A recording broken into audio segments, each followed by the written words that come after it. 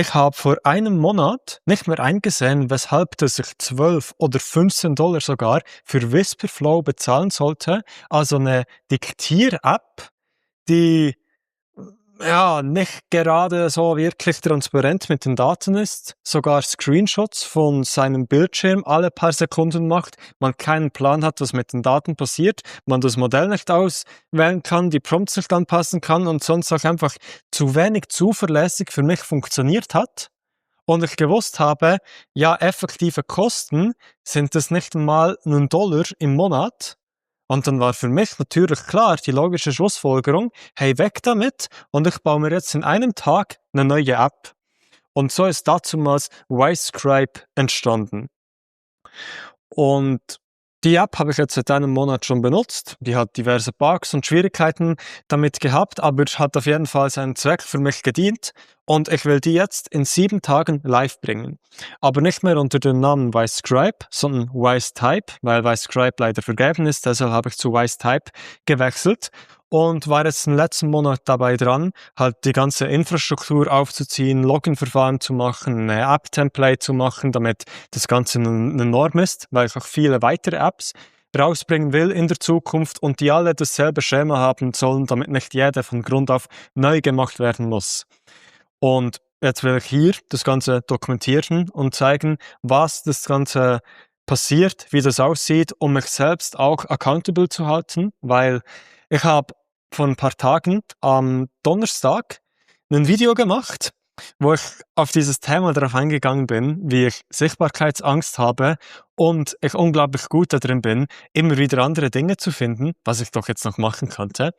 wie zum Beispiel auch heute. Ich hätte schon hinter den Bau von der App gehen können, aber nee, ich habe mal mein eigenes Rack, also mein Memory, mein Gehirn, was ich für AI gebaut habe, gedacht, ja, ich überarbeite es mal komplett. Klar, es ist ja auch gut und hat seinen Wert, aber es bringt mich dort nicht voran. Oder am Donnerstag war es so, dass ich mir am Donnerstag einen 3D-Drucker gekauft habe für am Freitag und jetzt dort die letzten paar Tage unglaublich viel dort drin war. Also ich habe ihn am Freitag gekriegt. Heute haben wir Sonntagabend, beziehungsweise, nein, wir haben es schon Dienstag. Oh, wir haben es Dienstag, 1 Uhr morgens, also Montag irgendwo noch. Und ich bin jetzt mittlerweile bei 42 Druckstunden beim Drucker schon.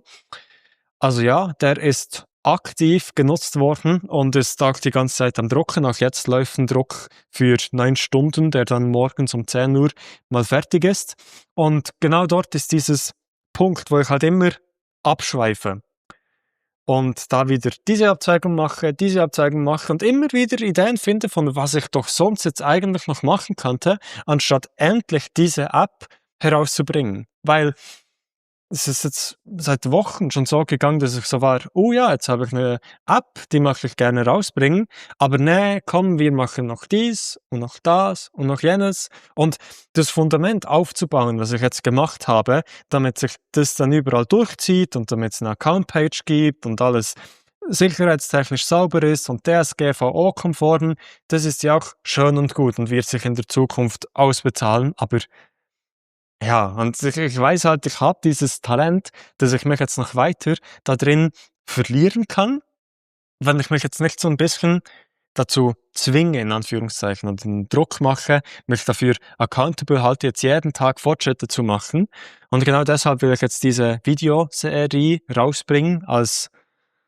dieser 23-jährige Schweizer, der Softwares anfängt aufzubauen, um sein eigenes Ökosystem aufzubauen und das zu veröffentlichen.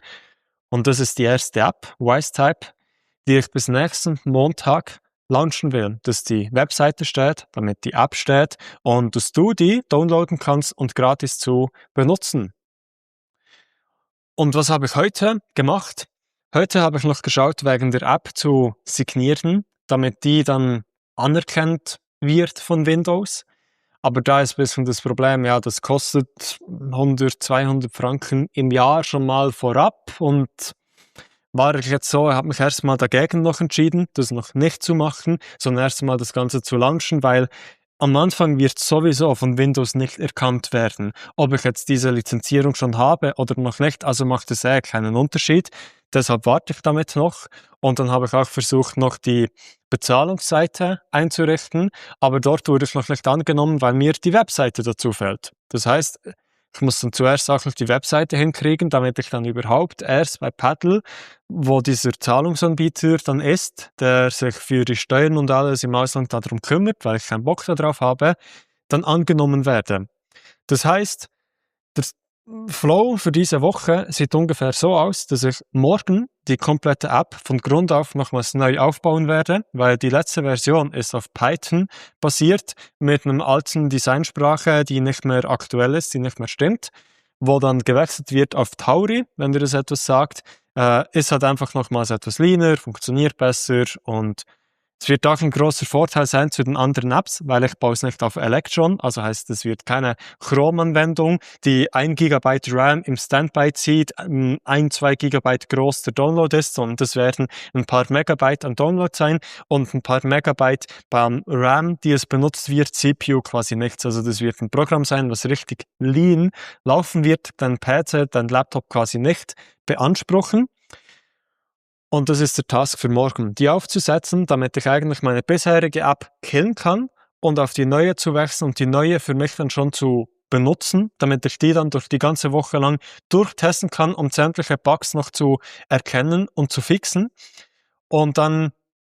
übermorgen auch noch, beziehungsweise, ja, wenn wir jetzt sagen, heute ist Dienstag, also ich gehe dann schlafen und erst nachher mache ich mich dran,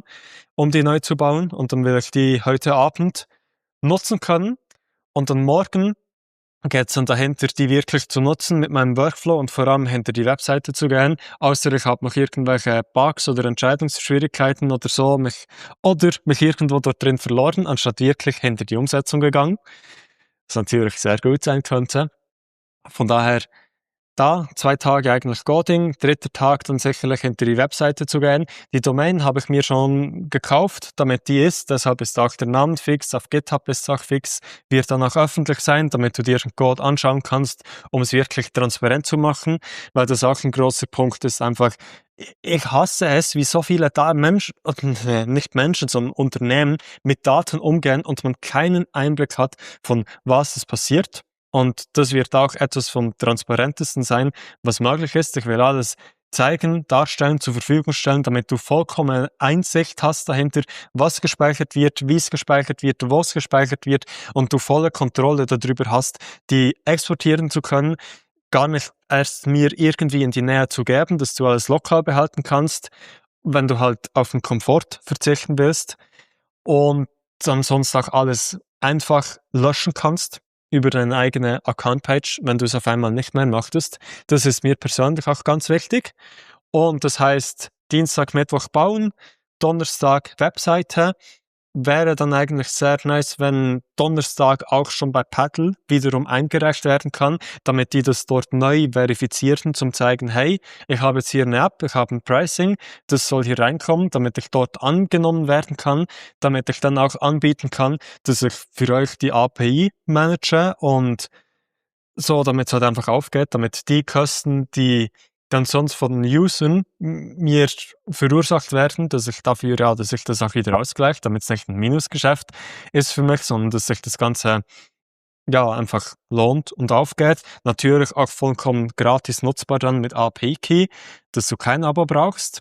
wenn du dich damit schon ein bisschen auskennst. Ich werde dann die App auch zeigen auf dem PC, sobald es die steht und dir das Ganze noch mehr erklären, wenn es jetzt interessant für dich klingt, aber du nicht wirklich genau weißt, was das ist. Und das ist eigentlich so die großen Dinge, die gemacht werden müssen, Webseite machen und danach schauen, angenommen zu werden, für Abos anzubieten, die dann zu integrieren, diesen ganzen Workflow noch aufzusetzen, was dann über das Wochenende geht, um dann eigentlich am Montag Webseite live zu bringen und die App Download verfügbar zu machen, damit die dann ready ist, um dann Best Case, davon gehe ich jetzt nicht aus, eigentlich auch schon am Montag den Product Hunt Launch machen kann, um dort drüber auch noch Traffic zu generieren. Aber das habe ich mir jetzt mal vorgenommen, das ist erst eine Woche später, damit ich jetzt eigentlich jeden Tag Content mache, hier Aufmerksamkeit auf dieses Ganze drauf kriegen, damit Menschen wissen, hey, das existiert, das ist eine bessere Lösung als das, was es aktuell da draußen gibt, weil ich habe nichts ansatzweise Vergleichbares bisher auf dem Windows-Markt gefunden. macOS kann ich nicht sagen. Ich werde dir Best Case morgen genau zeigen, weshalb dass diese App besser ist als Whisperflow, OpenWhisper, Voicely oder was es auch immer noch alles da draußen gibt, was für Features ich habe, das in keiner anderen solcher App existiert,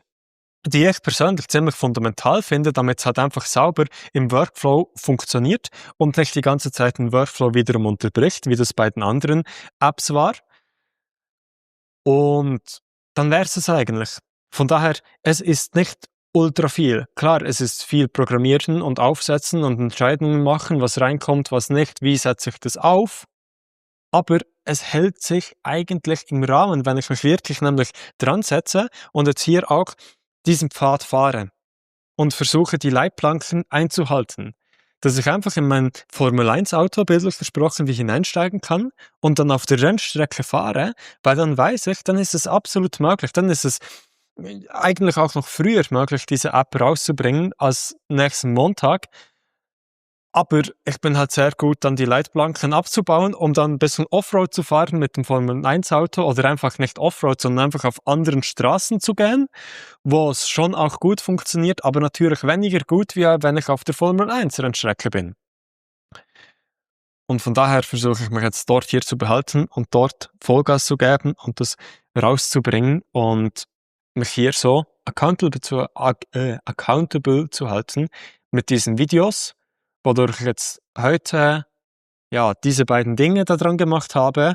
was etwa 20-30% waren von dem, was ich heute gemacht habe, und alles andere ist in 3D-Druck und RAG und Philosophieren hineingeflossen, anstatt in das effektive Aufbauen von der App. Von daher sehen wir uns morgen wieder und Best Case zeige ich dir dann die erste Version von der App oder ich erkläre dir und zeige dir, weshalb dass ich wieder irgendwelche andere Dinge gefunden habe, wo ich gedacht habe, hey, das ist eine bessere Idee, jetzt das zu machen, anstatt mich jetzt wirklich dahinter zu setzen und das zu machen.